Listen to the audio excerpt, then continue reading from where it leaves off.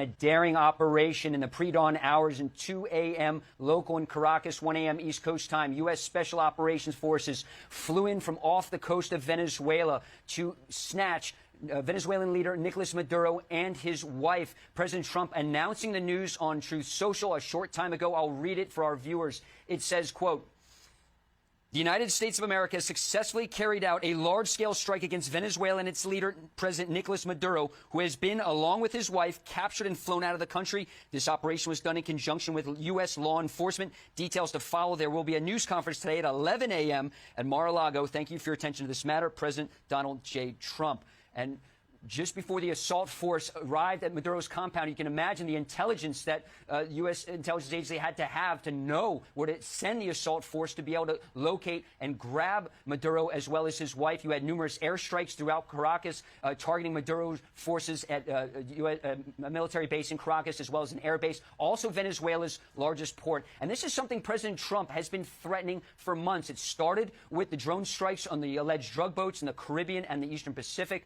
over 2 dozen to date, killing over 100 people. You saw it when U.S. forces seized, as a law enforcement matter, the oil tankers that the Trump administration said were associated with the Maduro regime. The goal is to cut off the drug and oil revenue stream for Nicolas Maduro. And for months, we've heard President Trump say that Maduro must go. And Maduro was very defiant.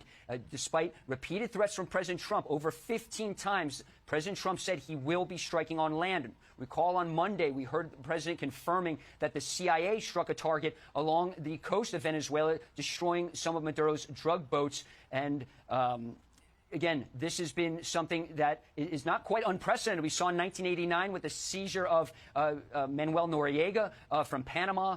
This is something that the president wanted. We had not heard from President Trump, almost shades of Operation Midnight Hammer when those B-2s struck Iran. We haven't seen President Trump over the past 2 days. We heard from him on New Year's Eve. It was interesting. A reporter asked the president what his goal was for this coming year. He replied, peace. Well, for the President Nicolas Maduro, he didn't get that. Now, we did hear from Maduro yesterday, guys. He sounded like he was almost pleading in an interview done from a car, believe it or not, saying he was almost begging the Trump administration for a deal with oil. Of course, many American oil firms were kicked out of Venezuela decades ago. We've heard from President Trump in recent days saying he wants that oil back and the company's in.